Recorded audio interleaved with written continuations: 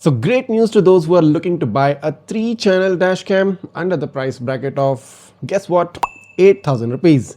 Yes, I'm talking about the FitDVR F3 triple channel dashcam, which shoots a 4K resolution at the front and a Full HD resolution from its cabin camera when used in a dual channel setup, and shoots a quad HD resolution from the front and Full HD from both cabin and the rear camera when used as a triple channel setup. So plenty of value for money features for the F3 camera under the 8,000 price segment, starting off with the fact that this gets a built-in GPS, also gets a free 64 GB card inside. This gets a G sensor so it can record emergency videos when it detects abnormal collisions. This also gets the previous gen StarVis sensor for the finest video quality from the front camera, and the cabin camera also gets infrared light so that it can record even under dark conditions. This camera also gets a built-in Wi-Fi, app control, and even a large display, considering this is under a 8K camera. Apart from all of this, what I personally liked about the FitDVR dashcam is its premium look and feel. Doesn't seem like this is an under 10K dashcam, probably feels like this costs more than 20 to 25,000 bucks. That being said, in this video I'm going to dive in deep into the F3 dashcam, show you its unboxing, its on-screen settings, its video quality, and the number plate readability as well. So without wasting any more of your time, let's jump in straight into the unboxing. So here's the FitDVR F3 triple channel dashcam, a very nice and a premium looking packaging from FitDVR, quite impressive. So first up, you find the user manual for the camera, giving you all the product overview, the technical specifications, the user manual QR code, all the details regarding the camera. So I would recommend going through this particular user manual to understand the functioning of the camera in a better way. So here's the F3 FitDVR triple channel dashcam, a very uniquely designed camera. And as you can see, this gets this cabin camera module, which is like tiltable up and down, maybe to about 50 to 60 degrees. You have this large display right here. On one side, you get a memory card slot within which you have a pre-inserted memory card of 64 GB. So this is a Lexar memory card. So it's quite good that FitDVR has provided a 64 GB card right inside the box. At the bottom, you get all the control buttons: mode, up and down arrow button, power button, and an OK button. On the top, you have this large windshield mount attachment, and this is like detachable. It has got these pins right here, so you can easily remove this. You also get a Type-C port, and you also get an AV port for the rear camera. So the Type-C port will go for power. A very simple and minimalistic design, but very sophisticated and premium looking camera. Also gets the FitDVR branding right at front. So I'm quite interested to check out the performance of this camera and see how it actually turns out in real world conditions. Now you also get this rear camera cable, which has this aux connector at one end and your regular type A type B female socket at the other end. You have this prying tool for installation of the wire. You have a card reader, so you can insert the memory card right inside and you can plug this in into your laptop to easily read the recorded files. So here is the rear camera, gets a small 3M sticker module. The lens module is right here. Gets probably what is an LED indicator, and at the other end you get a type A connector. Here's the main power cable with the L-shaped Type-C connector at one end, and at the other end you get a pre-attached 12-volt car charger which plugs in into the 12-volt socket of your car. So you can use this if you are not interested in getting the power adapter, which FitDVR also sells on their website. So this can help you power up the camera. But if you want the dash cam to be powered up by the overhead cabin light and you want to keep the 12-volt socket of your car free, you can use the power adapter from FitDVR, which is a separate purchase.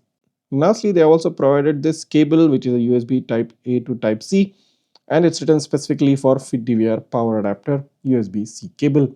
You also get a space sticker inside the box. So very refined design, which is kind of simple and sophisticated at the same time. So you have this 3-channel dash camera giving you front, rear, and interior with a super large display at the back. Gets all the latest features which you might expect from a dash camera at this price point. So it's going to be very interesting to see the performance of the FitDVR F3. So let's jump on and take a look quickly at the on-screen settings of this camera and also take a look at the video quality and the number plate readability. So here's the dash cam currently mounted on my windshield. So you get this large display wherein you get all three cameras being streamed up. On the left side you have the front camera, on top you have the cabin, and at the bottom you get the rear camera. So on one side you can see the interior camera, which is like adjustable based on your preferred angle. But before we check into that, let's just switch the camera views. So you have the front camera streaming right now, you have the interior camera, and now you have the rear camera. So you can easily switch between the views, or you can have a triple display setup. So let's head into the settings. So first up you've got the storage option, and if we do head into that, it's going to show you the storage capacity, and you also have the option of formatting the memory card right from here. Then you've got the language option, within which you've got multiple languages to choose from. Then you have the date and time settings. So very important, you have the automatically update the time by GPS option. I have set it to on. Then you've got the 24-hour format off or on. Then you have the time zone and daylight saving time as well. Then you get the Wi-Fi setting. You can turn the Wi-Fi off or on. Then you get the resolution option, within which you have 1080p, 1440p and 2160p. So do note that in a triple channel mode, the front camera can shoot only a maximum of 1440p. But if you use the camera in a dual channel mode, you can shoot up to 2160p from the front camera. Following that, you have the loop recording, a minimum of 1 minute, middle of 3 minutes, and a maximum of 5-minute duration. Then you get the sound record option, the mic option, you can turn it off or on. Then you've got the exposure option, you can set the exposure of the camera. Then you've got the frequency, 50 Hz or 60 Hz. Then you've got the G sensor sensitivity, you can set it to off, low, medium or high.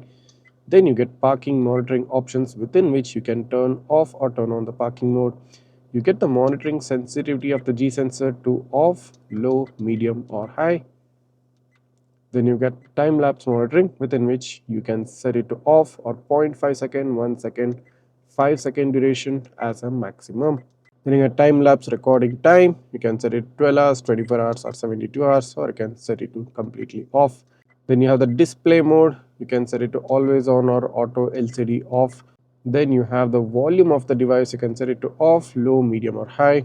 Then you get the GPS information, showing you the GPS data currently being provided on the dash cam. Then you got the speed units, kilometers per hour or miles per hour. Then you have the rear mirror option, you can set it to off or on. Then you have the rear flip 180 degree off or on. Then you've got the reset camera, and lastly you get the about, where you get the product model, that's FitDVR F3 and the system version. So these are the on-screen settings for the camera. Then you have the album section right next to the settings button, so you can select the front, in-car or the rear, whichever particular camera you want to see the videos from. Then you have the emergency lock button. If you click on that, you can see the recording indicator just turned yellow, and this is going to record an emergency video in the separate folder. Then you got the main display button, and if you do click on that, you get a screensaver right now, and within which you're getting the compass, the speed of the car and the date and time as well. So this too is available right at your fingertips. And as told previously, the interior camera is like rotatable to some extent, about 50 degrees up and down, so you can adjust the angle of the rear camera based on your requirement. So this was a quick overview of all the on-screen settings for the FitDVR F3 dashcam. So starting off with the video quality, this looks impressive. The right level of sharpness and clarity is what I am seeing in this footage. Although this camera shoots only Quad HD resolution when used as a triple channel dashcam, and does shoot 4K when used as a dual channel setup, the overall video quality even in this Quad HD footage is looking extremely good. The colors are not too exaggerated, they are just right enough to give you that balanced footage.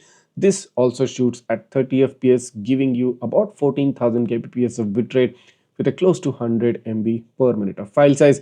It has this bland look, it has this soft overtone over the video, but it doesn't lose out the sharpness, it doesn't lose out the contrast, which is a really good thing. Moving on to take a look during night time, so you can see that the number plate reads are actually really good even under the glare of headlights. Now I can see the cars are like slightly moving away, but still the readability of the number plate pretty much remains intact when you are like right next to the car, and just tends to go away when the car moves a little bit further, maybe more than 10 feet. So the overall clarity during night time kind of slightly differentiates itself from what we saw during daytime. The high brightness and high glare areas are visibly seen, and the dark areas tend to look more darker. So this is characteristic of most dash cameras within this price range. So there's no huge difference in that aspect. And also in terms of field of view, this camera is also having a decent field to cover a large area right in front of the car, so you wouldn't be missing out any action that happens in the front. Moving on to the cabin camera, so the field of view is quite decent. You have coverage of both the windows, at least partial coverage of both the driver side window and the passenger side window. The complete cabin is covered from this camera. This shoots a full HD resolution, but only at 20 fps. I expected it to be at least 25, but still the bitrate is about 9800, which is close to 10,000, and the file size is about 72 MB per minute. The clarity, the saturation, and the overall video quality aspects more or less look balanced. There's no oversaturation, which we normally see in most interior cameras. The skin tone is looking decent. My particular skin tone is looking very much normal and not exaggerated as done by many other cameras. So kind of a decent camera, kind of a very good looking interior camera should be good enough for the price you're paying for this. Moving on to the nighttime footage, so you can see the camera shifts between color mode and a black and white mode. So this is because of the infrared lights. So wherever the camera detects enough illumination, it automatically shifts to a color mode wherein you get a proper color. But in case if it detects that the light is not sufficient, it shifts to the infrared mode as you're seeing on the screen right now and gives you a black and white footage. So the interior camera quality during nighttime is also quite decent. I mean, if you have some level of illumination within the cabin, you will definitely get a really good quality footage. You don't have that characteristic red eye effect, which also is seen in many other cameras. You do see some white dots in the eyes, and that's a very normal effect for any infrared camera out there. So still very usable and a very good looking interior camera footage during nighttime. Moving on to the rear camera footage, so this shoots a full HD resolution, but this time at 25 fps with close to 8000 kbps of bitrate and a file size of about 60 MB per minute, and the field of view maybe just slightly lesser than what we see in the front camera, but the overall video quality is still looking decent for a full HD resolution. Tends to have a slight higher sharpness, I think. Saturation is also a bit bumped up. The exposure also can be brought down a bit more, but still, as a evidence-based camera, as a camera which you can use to capture the events behind the car, capture some details that might be happening behind the car, this is a more than enough rear camera. The nighttime quality from the rear is also similar to what we saw with the front camera during nighttime. Has that catching effect of glare. Dark areas look more darker and the illuminated areas look much more brighter. Slightly higher exposure levels. The saturation and contrast levels although do look very much natural. So as you can see right now that the high glare area such as the shop right behind the car tends to look much more brighter. So this is characteristic again of most of the rear cameras that's out there, and this is totally expected, nothing wrong with that. So in terms of overall video quality, the front camera definitely fares better, the rear camera just right behind it, and the cabin camera does to serve its purpose, providing you a decent overall triple camera setup footage. The number plate readability during daytime is pretty good. You might get a good read of a number plate up to 10 to 15 feet as well, since this is a quad HD resolution. And of course, in dual channel setup using a 4K resolution, you'll get it at a much higher range. If we do look at the number plate read during night time, so at a very close range, even under the glare of headlights, the FitDVR F3 is able to catch number plates. So the snapshot you're seeing right now is a direct evidence of the ability of this camera to capture good number plates even during night time. So coming in at a price of less than 8,000 rupees, a definite must buy to those who are looking for a 3-channel setup, who want the finest video quality based on the previous gen Starvis sensor, who wants GPS, who want to get a free memory card inside. I mean, what more can you ask for within that price range? And just in case if you want to know how you can grab this under 8,000, just click on the link given in the description below, head to the FitDVR website, add this product to the cart and apply the coupon code Gizmo5 to get a flat 5% discount, which brings down the price from about 8,200 to 8,300 down to 7,900 rupees, which is basically less than 8,000. So this coupon code is exclusively available to Gizmobeep viewers, so make the most use out of this. That being said, if you do have any doubts or queries regarding this camera, just write that down in the comments. I'll try to get back to you as soon as possible.